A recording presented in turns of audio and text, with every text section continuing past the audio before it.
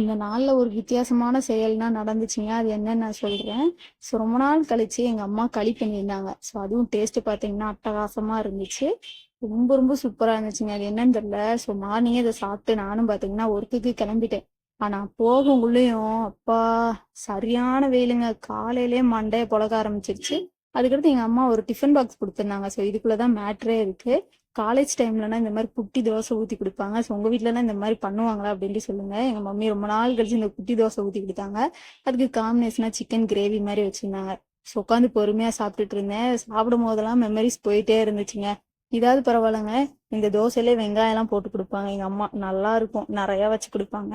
So already சாப்பிட்டு வந்துட்டேன்னா சரி எதுக்கும் சாப்பிட்டு உள்ள போட்டு வச்சுக்கணும் அப்படின்ட்டு சாப்பிட்டு எல்லாமே முடிஞ்சிருச்சு. அடுத்த ஆஃப்டர்நூன் வீட்டுக்கும் போயாச்சு. ஸோ போவேல பார்த்தீங்கன்னா ரசம், அதுக்கடுத்து பார்த்தீங்கன்னா ஃபிஷ் ஃப்ரை வச்சுருந்தாங்க, சிக்கன் கூட்டு. ஸோ இதெல்லாம் வச்சு பொறுமையாக சாப்பிட்டு அடிச்சு நாக் அவுட் பண்ணுறோம் அப்படின்ட்டு நானும் பார்த்தீங்கன்னா சாப்பிட்டு எனக்கு இந்த டே இப்படி தான் போச்சு. பிடிச்சா சப்ஸ்கிரைப் பண்ணிக்கோங்க. டாடா பாய்.